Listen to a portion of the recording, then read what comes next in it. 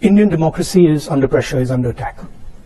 The institutional framework, which is required for a democracy, parliament, a free press, the judiciary, just the idea of mobilization, just the idea of moving around, these are all getting constrained. So we are facing an attack on the basic structure of Indian democracy. Here you can see that picture.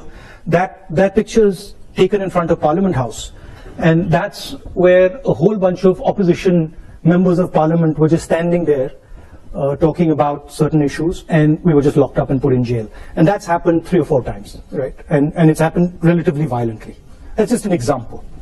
And you've also heard of the attack on minorities, the attack on the press.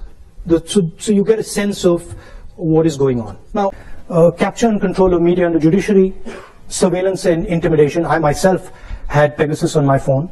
Large number of politicians have Pegasus on their phone. I've been called by intelligence officers who tell me, listen, please be careful what you're saying on the phone, because we are sort of recording this stuff. So this is a constant pressure that we feel.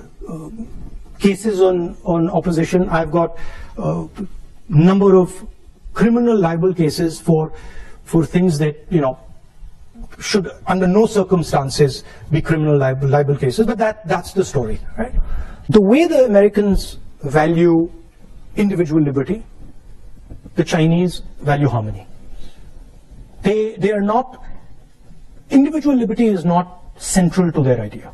Okay, their idea is much more about the society being in harmony, because they've had massive tremors, right? They've had huge amounts of pain, they've had revolution, they've had civil war, they've had the Cultural Revolution. So what they don't want is that things go out of control, that things spiral out of control and disorder comes, which is legitimate.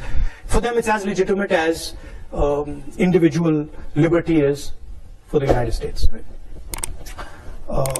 For them. The infrastructure that you see in China, the railways, the airports, the dams, they are actually, in the Chinese mind, they are emerging from nature. They're emerging from the power of the river, and they are, in a sense, China sees itself as a force of nature, right? And is embedded in nature.